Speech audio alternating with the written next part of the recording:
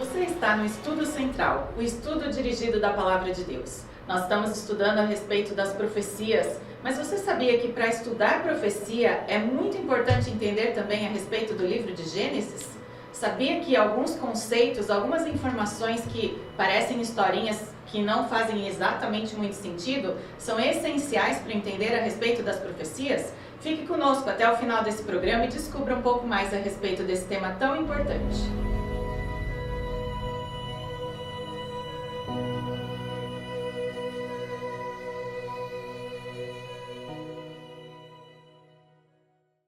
Olá, seja muito bem-vindo a mais um Estudo Central.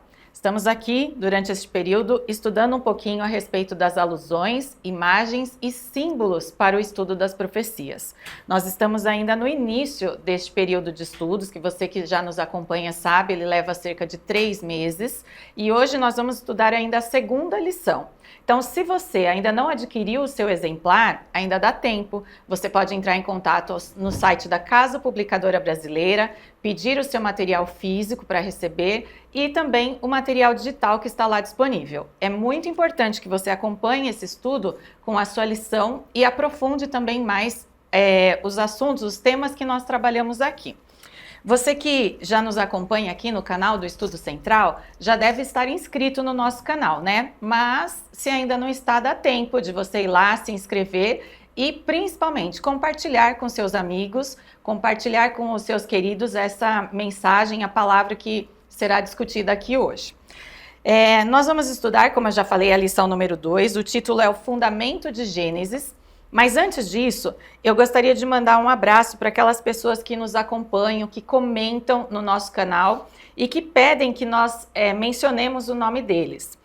Hoje eu quero mandar um abraço para o Dorizete Farias, que fala conosco de Senador Canedo, lá em Goiás, Laércio e Luísa, que nos acompanham da cidade de Rebouças, no Paraná, Francisco das Chagas Brito, que fala conosco de Alto Alegre do Pindaré, lá no Maranhão, a Nilza Matos, de Lauro de Freitas, da Bahia.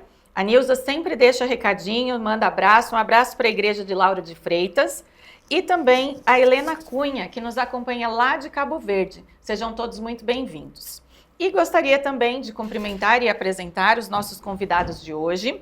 Tem aqui conosco o pastor Humberto Magalhães. O pastor, ele é líder do Ministério Pessoal, da Escola Sabatina e da Associação Solidária aqui da Igreja Adventista na região de Sorocaba, não é mesmo, pastor? Sim, Seja sim. muito bem-vindo. Olá, eu quero estender meu abraço a todos os missionários, colaboradores da ASA, os professores da Escola Sabatina, desse campo e também do Brasil e fora do Brasil, que estou vendo aí, tem muitas pessoas fora do Brasil que têm acompanhado a gente. Um abraço a todos vocês. Seja muito bem-vindo. Temos também aqui conosco o professor Moisés Cardinô, ele é diretor do Colégio Adventista aqui de Sorocaba. Seja muito bem-vindo, professor. Obrigado, é um prazer estar aqui, compartilhando, estudando a palavra com todos aqui, com você também que nos acompanha.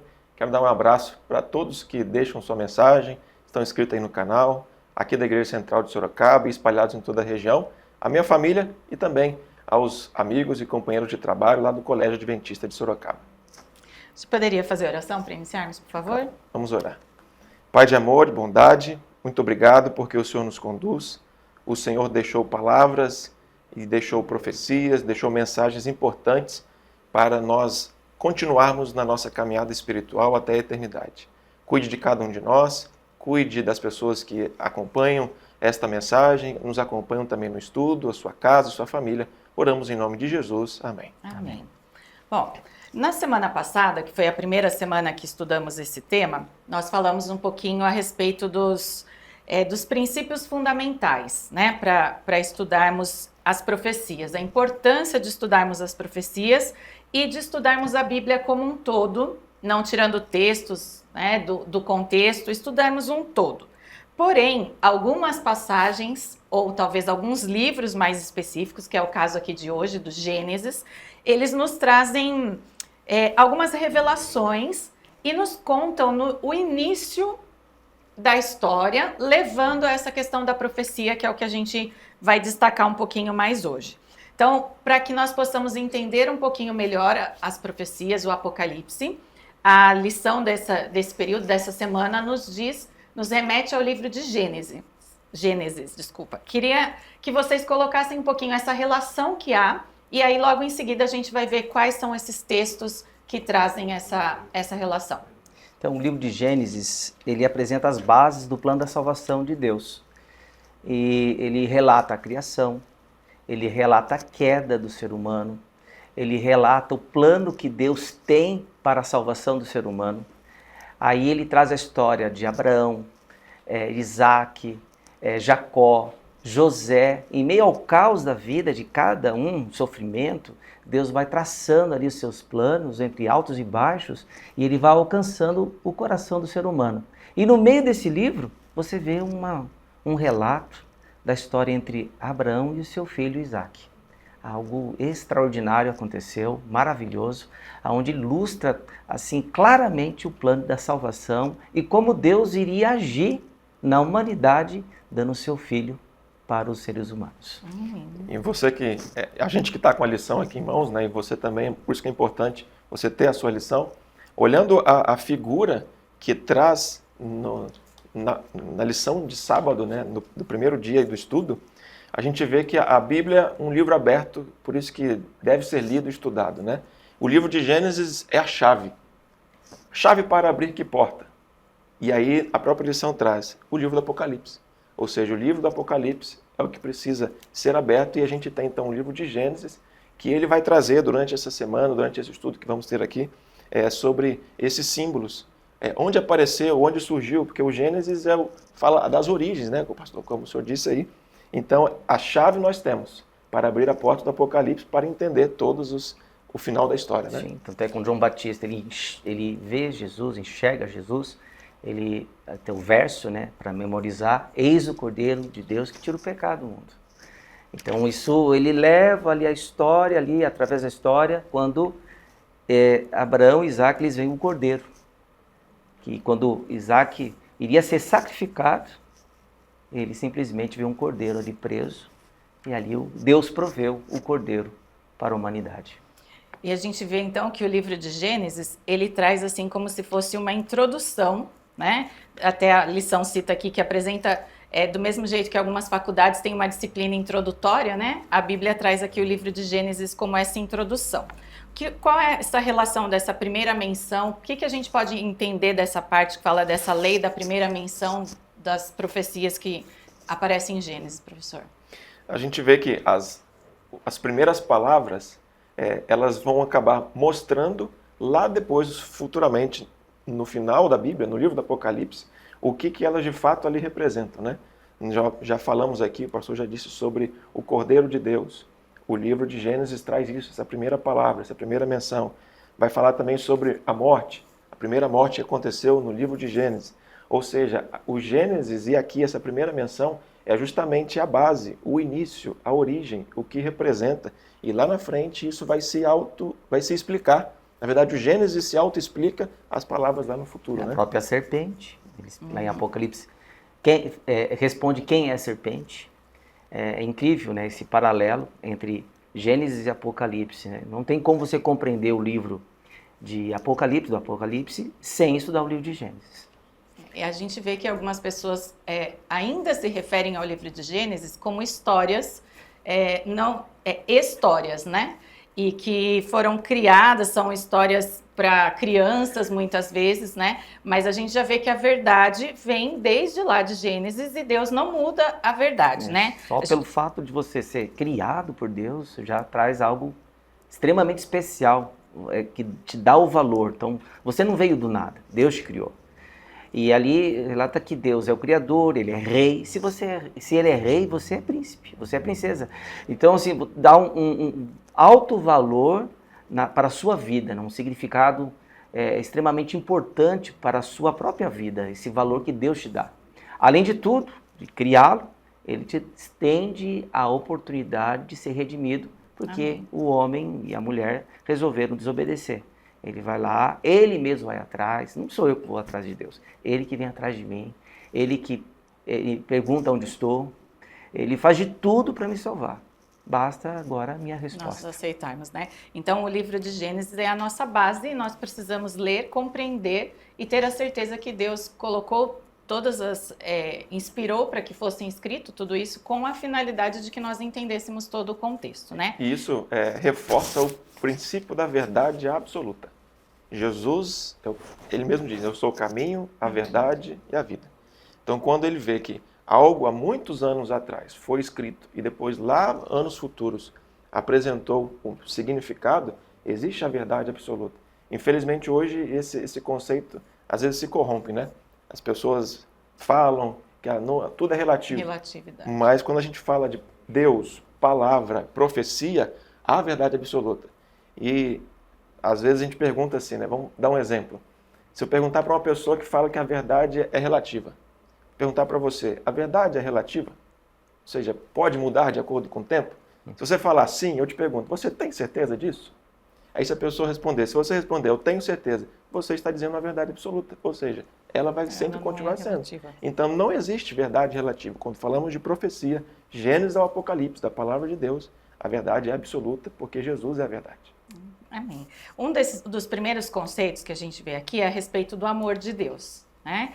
Como que a gente pode entender, pastor, essa questão de hoje o amor, qualquer coisa se refere ao amor, mas não é exatamente esse o sentido, né? Como que a gente pode entender, compreender o verdadeiro amor de Deus? Qual era a intenção de Deus, esse amor não tão vulgar que a gente ouve falar hoje em dia? É interessante, quando Deus está ali criando todas as coisas, até o quinto dia há um silêncio. Se a gente notar ali, mergulhar no texto, há um silêncio, ele vai criando todas as coisas. E aí no sexto dia ele cria o homem e a mulher. Então ele cria as coisas para que o homem pudesse usar as coisas. Hoje o mundo, né, então assim, o mundo assim distorce, né? Eu amo as coisas e uso as pessoas. Mas Deus já na criação falou assim, olha, ame as pessoas e use as coisas. Aí eu fiz algumas anotações aqui sobre o amor. O amor, a palavra original, aparece pela primeira vez na Bíblia para descrever o amor de Abraão para com Isaac. Está em Gênesis capítulo 22, versículo 2. O segundo ponto é o sacrifício, que Isaac representa Jesus, o Filho de Deus, que seria entregue como sacrifício pela humanidade. E o terceiro ponto, para que possamos entender a profundidade desse amor, é que a vitória sobre o mal, o cordeiro provido por Deus, lá em Gênesis 22, versículo 13, simboliza o Cristo, Jesus Cristo, nosso Senhor, nosso Deus, que venceria o pecado e a morte. E Abraão, ele foi chamado a demonstrar o seu amor e fé, vivendo essa experiência que apontava para o sacrifício de Jesus. Que o Deus Pai faria esse sacrifício dando o seu próprio Filho, e ao ver o seu Filho morrer na cruz do Calvário, para redimir toda a humanidade. Ou seja, aquele que aceita esse sacrifício. Então, a primeira vez que aparece a palavra amor, como o pastor mencionou aqui no livro de Gênesis, se refere a este amor em relação ao Filho, né? E hoje, né, infelizmente, essa visão de amor está distorcida, né? O pastor mencionou. A gente ama as coisas e não as pessoas, né?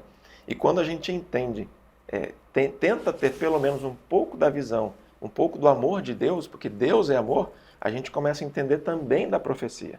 Porque Ele deixou tudo isso porque Ele nos ama. Ele deixou os seus mandamentos. Ele veio a este mundo, e João fala isso, né? A primeira vez lá. Porque Deus amou o mundo, que enviou o seu Filho para nos salvar, para morrer por mim e por você. Então, essa é uma chave importante para a gente compreender a profecia quando a gente entende a questão do amor. Ou seja, não há amor sem sacrifício. Quem tem aqui a família, irmãos, pai, mãe, filhos, o que você faz para demonstrar amor? Você sacrifica, você luta, você vai atrás, você faz o melhor. E Deus fez o seu melhor, que é enviar o seu Filho em amor à humanidade, né? E a história de Abraão, então, né, prefigurava este amor de sacrifício pela humanidade, né? O amor de Deus é um amor que se sacrifica. E Paulo até fala assim que pela fé, a fé de Abraão foi tão longe, que pela fé ele sacrificou o próprio filho. Então, ele só não sacrificou o filho porque Deus o deteve. Mas ele iria fazer isso. É algo fora da minha compreensão, tenho que confessar. algo que foge da lógica para mim. Mas essa é a profundidade do amor de Deus. Ele vai longe. A sua fé, o seu amor, né? A fé que Ele dá para mim, deu para Abraão, dá para todos nós. E isso eu posso viver hoje, mesmo que às vezes eu não compreenda, mas eu aceito. E esse compreender vem dia a dia na minha caminhada com Jesus Cristo. Relacionamento, né? Na mesma história que a gente vê pela primeira vez a respeito do amor, a gente ouve também sobre o cordeiro, né? Ainda na questão do sacrifício ali de Isaac, Deus providenciou o cordeiro para que fosse sacrificado no lugar dele, fazendo mais uma vez uma alusão à profecia da salvação, né? Como que a gente pode entender um pouquinho mais isso, que vocês podem comentar a respeito dessa segunda parte aqui da pergunta de Isaac, né? Onde está o cordeiro? Legal, né? Que é assim, interessante que isso já me leva para João Batista, quando ele vê Jesus, ele diz, eis que cordeiro de Deus que tira o pecado do mundo. Então, esse paralelo, eu não posso negar isso. E em Gênesis 22, Deus providencia um carneiro como substituto de Isaac, que aponta para Cristo, que morreria em nosso lugar. E o sacrifício de Cristo é único e definitivo, cumprindo o plano da redenção anunciado por Deus desde o princípio. Então, isso me ensina várias lições. Uma que eu quero pontuar é que tudo que Deus promete, tudo que Deus prometeu, Ele já cumpriu muitas das suas promessas, e aquilo que Ele está prometendo, que prometeu para todos nós, Ele irá cumprir. Então, essa promessa de dar o seu filho, ali desde o princípio, ali Adão, Eva, onde vocês estão, ali quando Isaac e Abraão, agora ele cumpre essa promessa. Ele é fiel a essa aliança. Então, se ele cumpriu a sua promessa ali em Gênesis, ele cumprirá a promessa que tem a respeito de nós. E em Gênesis, né, quando Isaac aí faz a pergunta para o seu pai, né? Onde está o cordeiro? E a gente vê que depois, durante toda a Bíblia, e até próprio, né, João Batista disse, ele responde a pergunta de Isaac, né? Isaac pergunta, pai, está aqui tudo, a lenha, está aqui o altar, mas onde está o cordeiro? E aí a gente vê que os outros 38 livros do Antigo Testamento, ele nos conduz, os leitores da Bíblia aqui, a esse caminho para responder essa pergunta de Isaac. E aí João Batista, ele fala, né? Aqui, ó, eis o Cordeiro de Deus, que tira o pecado do mundo, né? Então, ele veio para tirar o pecado do mundo e também complementando, então, né? Respondendo lá no Antigo Testamento a pergunta que Isaac fez ao seu pai. E quando nós juntamos todas essas informações, todas essas menções que são feitas, né? Não tem como ter dúvida de que Jesus é o nosso Cordeiro que veio nos substituir, né? Por quê? Daí voltamos para outra parte de Gênesis ali, a respeito da morte, né? O cordeiro teria que substituir o quê e por quê? Como que aparece a morte e qual a relação de toda essa história? O amor, o cordeiro e a morte. A morte é uma intrusa, né? Ela é uma ladra e ela rouba tudo aquilo que nós amamos. Nunca teve no plano de Deus a morte. Então, o próprio apóstolo Paulo a chama de inimiga. A própria morte, ela é o próprio inimigo. Então, esse intruso que rouba aquilo que nós amamos, uma criancinha, rouba um jovem, um pai, uma mãe, isso é doloroso demais para todos nós. Então, essa intrusa, ela entra, né, dentro do contexto da história da humanidade, onde Deus cria tudo certo, tudo perfeito. Ele cria o homem e a mulher conforme a sua imagem e semelhança, na linguagem mais próxima, ser a cara do papai, né? Quando você vai aprofundando nos textos, você vê assim, um Deus maravilhoso que nos fez, que nos trata com carinho, que dá tudo pra gente. Mas com a entrada do pecado, vem a morte e ela vem nos machucar, roubar, tirar aquilo que nós tanto amamos. O aspecto, a lição nos trouxe isso, né? É o aspecto mais cruel da vida para o ser humano.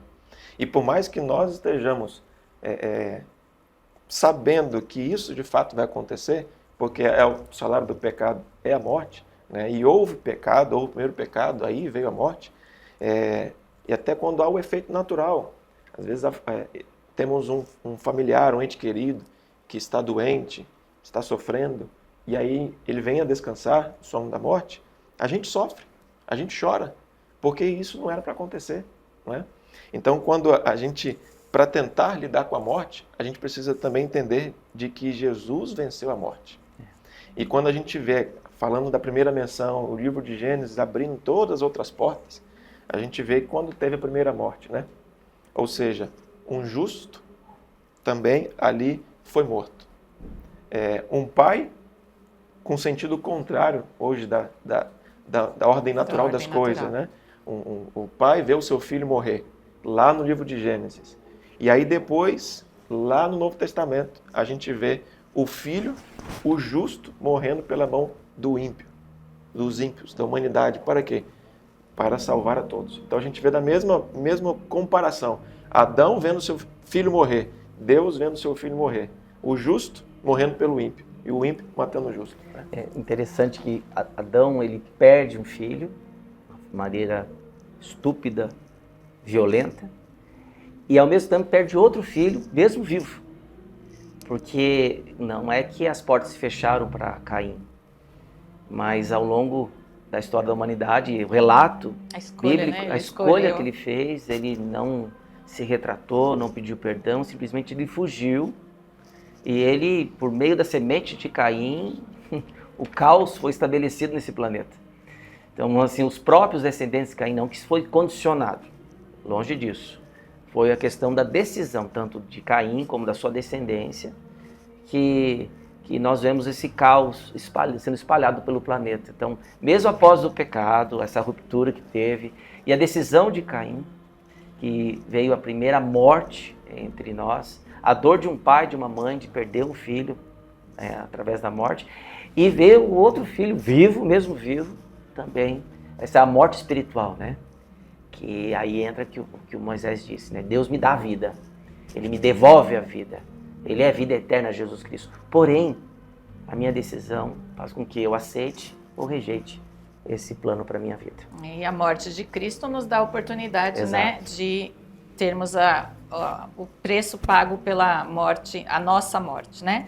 Já caminhando aqui para o final, né? Nosso tempo já está se esgotando, mas nós temos ainda mais uma relação aqui no livro de Gênesis que fala a respeito da serpente, né? Na verdade, no livro do Apocalipse a gente tem a imagem do dragão, que é identificado como a serpente. E no Gênesis também é a primeira vez que aparece essa questão da serpente que esteve ali enganando Eva, e as consequências a gente vê até hoje. Como que essa história também faz relação com a profecia, e já vamos também caminhando para o encerramento. Quando a serpente seduz a mulher, e todo aquele contexto da queda de Eva e depois de Adão, Deus, ele vai atrás dos seres humanos, pergunta onde eles estão, né? Nós sabemos que ele já sabe todas as coisas, ele é onisciente, onipresente, onipotente. Então ele chega, pergunta onde vocês estão, e ali é interessante que ele, em vez de amaldiçoar a mulher e o homem, ele amaldiçoa a terra e amaldiçoa a serpente. Ele não amaldiçoou a mulher nem o homem. As consequências, né? Tem ali quando fala sobre a gravidez da mulher e tal, multiplicaria as suas dores, né? As consequências do pecado. Mas ali quando ele vai assim, olha, a serpente irá ferir no calcanhar a sua descendência, né? E a sua descendência esmagará a cabeça da serpente. Ou seja, haveria morte dos dois lados. Então, o plano da redenção é a morte do Filho de Deus. Mas ali também a serpente seria morta. Né? A condenação eterna dela. E esse é o grande conflito, né? Uhum. A gente olha para esta cena, para estes, digamos assim, personagens da história, a serpente, o dragão, a mulher, e o que a serpente fez com a mulher? Enganou. Quando a gente olha para a cena do grande conflito, a gente vê a mesma coisa, os mesmos personagens. A mulher, que o Apocalipse traz, o dragão, a serpente, com o engano, mas tem uma coisa e até nós, a humanidade, né? Tem uma coisa que não muda. O mesmo Deus, lá de Gênesis ao Apocalipse, a sua profecia, o resultado final dessa história, o tanto de amor que ele fez pela humanidade, a palavra de Deus, a sua profecia, isso é a única coisa que também permanece para frente sem nenhum tipo de mudança, né? A promessa de Deus nunca falhará. Então ele prometeu e vai cumprir. E as mesmas astúcia, mentira, engano, ele usa até hoje e multidões vão atrás dele. Mas nós temos um Deus da verdade, que não utiliza desses recursos. Ele utiliza, como o professor Moisés disse, a verdade absoluta. Sempre Deus é a verdade e o diabo é a mentira. Então nós temos dois lados, né? A verdade ou a mentira. Eu vou decidir qual é a minha decisão, seguir qual caminho. Essa é uma questão muito individual. Cada dia a gente precisa fazer essa escolha, né? Que Deus possa nos abençoar cada um de nós no estudo dessa lição também, em casa, detalhar um pouquinho mais, né? Aprofundar os conhecimentos no livro de Gênesis, para nos prepararmos e fazermos sempre essa escolha que o pastor mencionou agora. Pastor, você pode orar? Posso, encerrarmos, sim. Por favor. Querido Deus, obrigado pelo estudo da Tua Palavra, nessa recapitulação. Que o Senhor continue abençoando a cada pessoa que está aí nos assistindo, sua família, seus queridos, seus dramas. Que o Senhor possa abraçá-los, suprir as suas necessidades e que possamos aprender com as lições desses personagens do passado, heróis da fé como Abraão, como Isaac, pessoas que demonstraram através das suas ações o seu amor, a sua dependência, confiando na sua provisão, que possamos seguir esse bom caminho, nesse grande conflito que nós estamos vivendo hoje, pertinho do final, que possamos ser amparados pelo Senhor, em nome de Jesus. Amém. Amém. Amém.